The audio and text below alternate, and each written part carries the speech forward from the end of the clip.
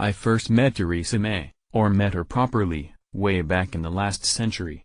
I'd been invited to speak at a constituency dinner for Maidenhead Conservatives on a Saturday night, and sat at her table. She was with her husband, Philip. I remember only my suspicion that he didn't desperately want to be there.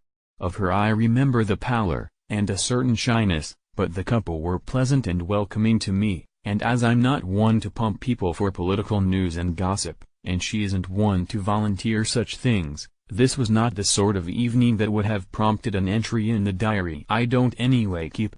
I suspect hundreds who've dined with Mrs. May, asked to recall the occasion, would struggle, as I do here, to say much more. The second occasion was very different, and a couple of years ago. This time my partner and I were the hosts, and our MP in the Derbyshire Dales, Patrick McLaughlin, and his wife Lynn had brought the Mays to supper with us after she'd spent the day pressing the flesh in the East Midlands. It was Theresa and Philip's wedding anniversary, poor things, and this cannot have been the ideal way to spend their time. But she was fun. She arrived with a bottle of gin.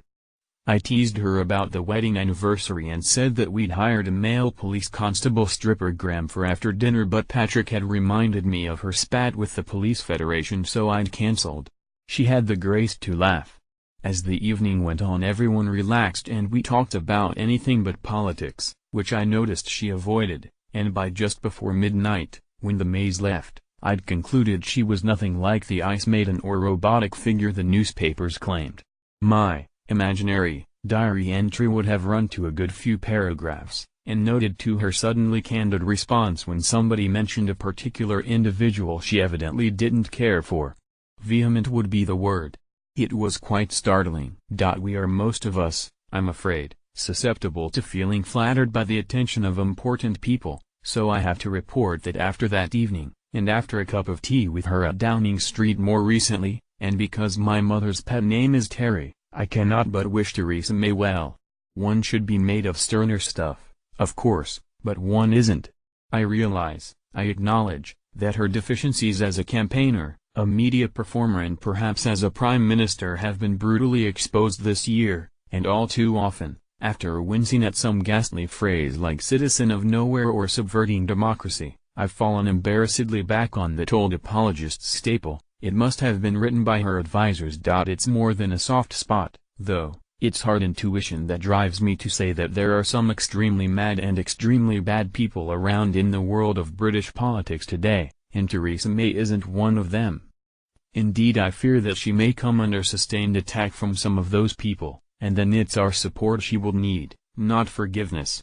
Remember this about the Brexit zealots, it's always somebody else's fault. But is she any good? The most damaging charge from those who can't forgive would be incompetence.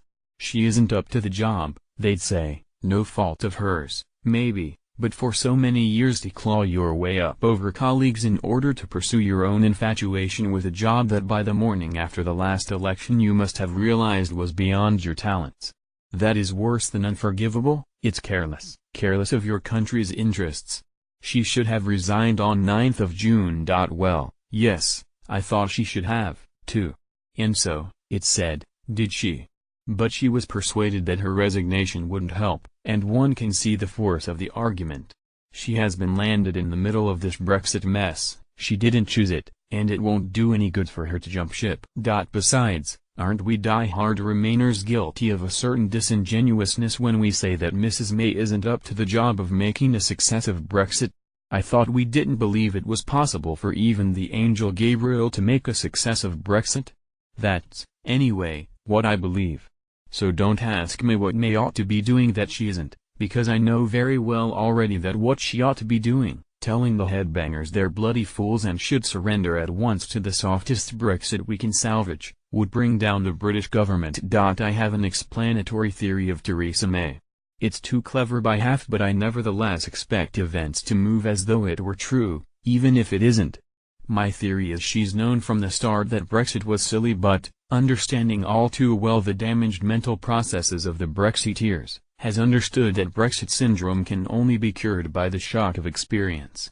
She has therefore decided to present herself, indeed to behave, as a leaf in the wind, Prime Minister in name only, blown hither and thither by hot blasts of zeal from the Brexiteers and freezing intransigence from Brussels. A cruel to be kind nanny, she's letting the children play, knowing full well it will all end in tears. The dark moon rising behind all this madness is Brexit, and Theresa May cannot stop the tides. Scholars question whether Canute thought he could, the received wisdom being that the king's aim was only to teach his subjects a lesson. The next 18 or so months will, likewise, be a lesson in impotence.